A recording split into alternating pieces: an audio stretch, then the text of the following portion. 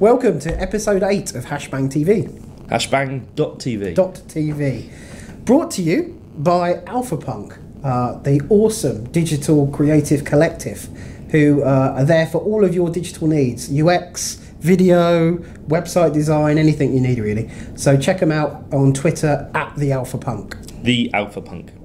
At the AlphaPunk. Yes. That's exactly what I just said. I'm just reiterating it. Excellent. Go check them out. So on this week's show, we have Thea Prime, the awesomely named Thea Prime. We talk about her name a lot. And she is going to be talking about how to market to developers. She's doing a big recruitment drive for GovUK. So very interesting interview with Thea today. Yep. So a big HashBang welcome to a friend of the show, Thea Prime. Hello. Welcome to HashBang TV. Thank you for having me. How are you doing? I'm a bit wet and a bit windy. I picked Yes. the perfect day for coming on to an actual televised show. So, Cool. So I'm going to start with your name, because every time anybody mentions Thea Prime, they go, Thea Prime, what a name. It's a pretty awesome name. Yes, and I often say it's Slayer with a lisp, which kind of gets a few. Yeah, it's a boy's name, a bit embarrassing. It means leader of men's armies, which is quite useful considering I do, in fact. So tell us a bit about your background. How did you end up being a leader of developer armies? How have you got into this tech scene? From which way? How on earth did I? Yeah, no, very, very amusing story. I was working as a civil servant up in Sheffield, and I was DJing, as everybody did back in the first.com. And a DJ friend of mine said, hey, can you program? I was like, well, yeah, a little bit. Some really awful HTML. He said, well, we've got this great .com, it's called Up My Street, and we're looking for people, and you're really cool, so have an interview, just lie about the code. So I went into this interview and they said, well, you know, can you do some XSLT and some PHP? I went, yeah, of course I could, yeah, dead easy. Great, you've got the job, you know, how much money do you want? Told them. Went home and thought, shit, I'd better learn how to program now. And that's how I learned to program, and that's how I came to London. So, yeah, no, really good times. There was a lot of that. I remember consultants working for business that I worked in, and they would go away for half an hour or an hour with a manual, you know, to the loo or to the smoking room or Dummy's whatever. Guide to something. And they'd come back and they'd start running, and it was just what it was like at that point in time. PHP 4 for dummies, that was mine. Yeah. So that's how I learned to code and kind of got into all of the developer stuff. And then I did a bunch of startups, as you have to do in your early 20s in London. And then I found myself naturally drawn towards, as you can all tell, I'm very talkative.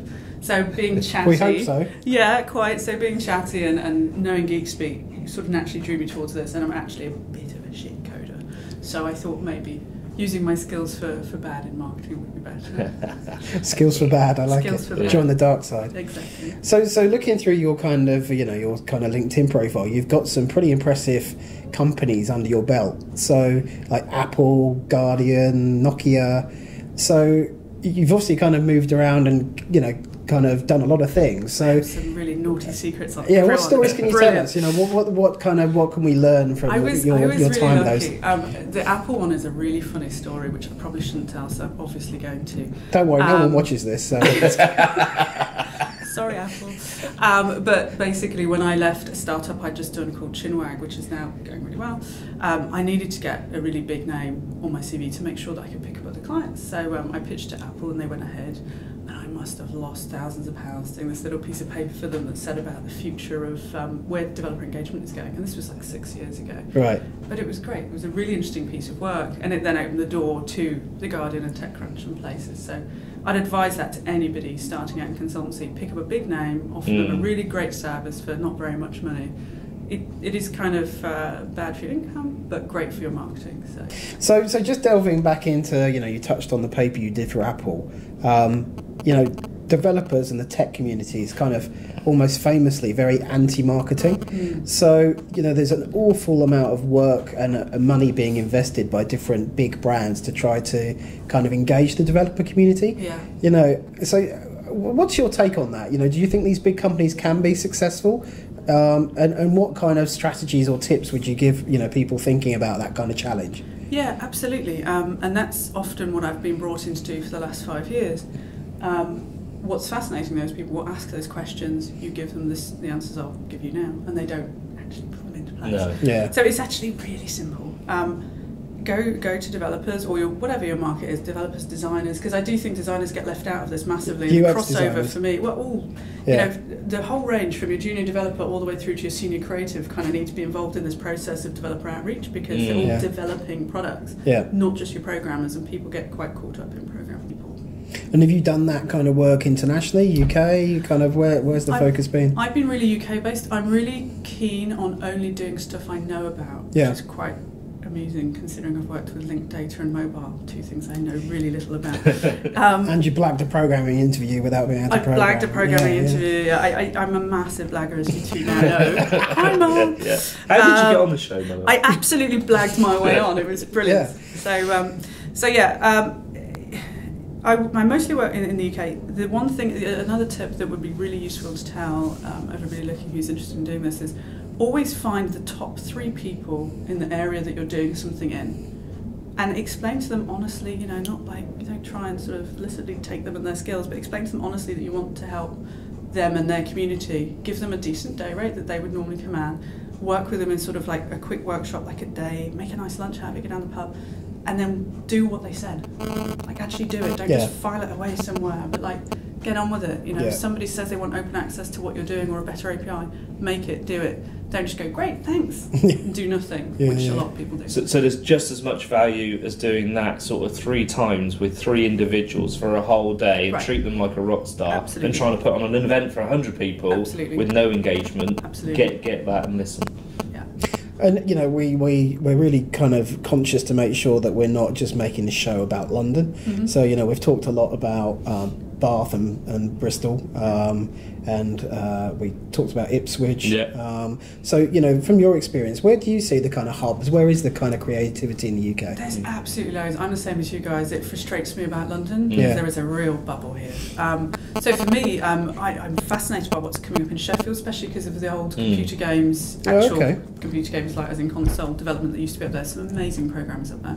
I'm a judge for an award ceremony called Big Chip, which is great, and it just celebrates all of technical development north of, I think, Birmingham. And that's great because I get to see who's doing some great stuff. So where's that based in? Manchester? It's based in Manchester, it's run by Manchester Digital, which are, I think are a little organisation up there, a guy called Sean Fenton. But for me, absolutely, there's Newcastle, there's Liverpool, there's Herb Kim's doing some great stuff up north, isn't he? And then on the other side, you know, Liverpool are doing some really good stuff too. But I'm constantly surprised by Bath. Like, amount of people per space, amount of events. When I'm looking for clients to see who's running this stuff, Bath's got like 3 or 4 things a week. I mean, how many of you guys are there down? Well, it's all down to me. It's just you and Mike Ellis. No, Mike does nothing. It's all about me. Basically, wherever you is, there's a scene. Wherever you is. Yes. Yeah, exactly.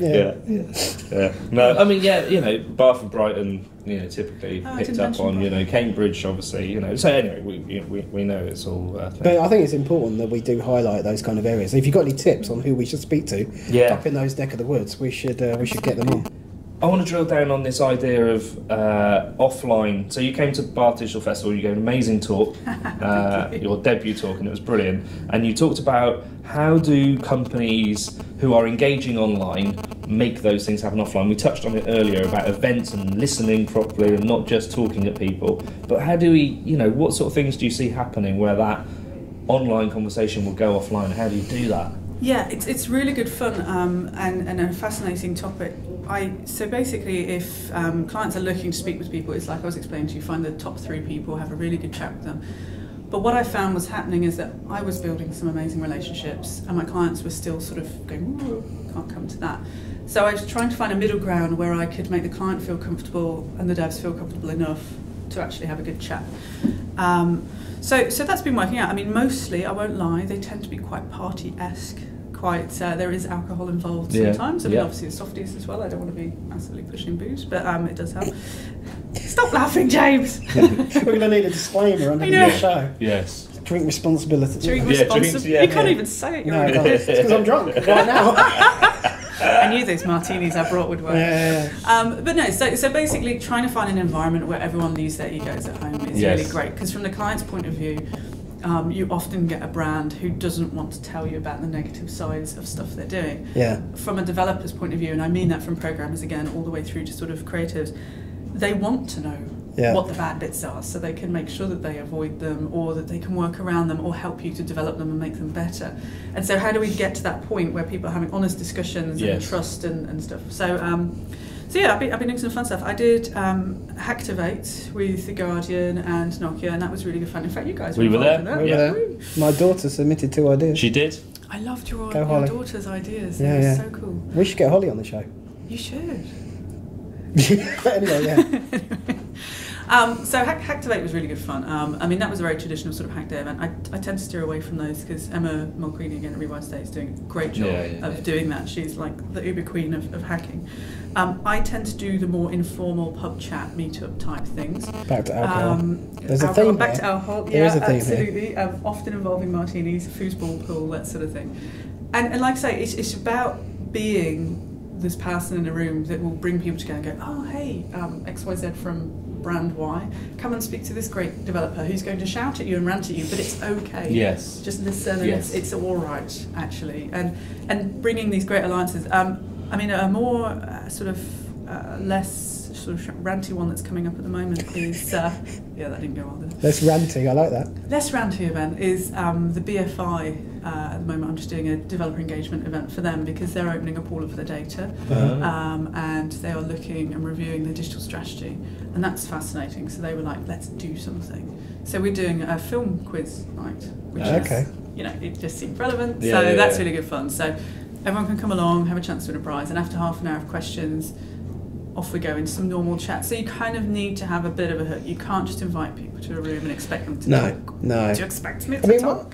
Looks like you've got something to say. Well, so I'm going to cut you off right there. Just so that you know, developers are so in demand, and there are so many events, there are so many self-organised meetups, and there are, you know, brands trying to get their APIs in front of developers as well. It strikes me that we could piss them completely off, you know, and that the developers, you know, just be completely overwhelmed with stuff, and two, that they're almost becoming the business development in this sort of digital environment, you know, introducing other businesses to putting them together for deals because they understand this API and they understand the relationship between the two, because they're becoming so important. I just don't know how you're gonna. You always become a football agent where you're going to take a percentage of the contracts they sign or something. They're in the middle of it all, and I don't know how they can, you know, be freed up to actually write the code because they're too busy being invited to events to kind of make those things happen. They kind of have such a wider view of technology that we don't have. Well, but you touched on it, I think. There are different roles, aren't there? You know, it's not just the guys that pump the code out. You know, there are biz dev people out there, aren't there, and stuff like that. But do they really get it in the same way the people that are trying to get your platform talking to that platform and that kind of stuff? It's a thought, and it's a fascinating thing to, you know, sort of monitor. There wasn't a question. No. You had this big, for the benefit of the podcast listeners, there was this big gesture which you then didn't deliver on. No. Brilliant. Sorry. Well done. So current challenges, what are you currently working on? The BFI thing?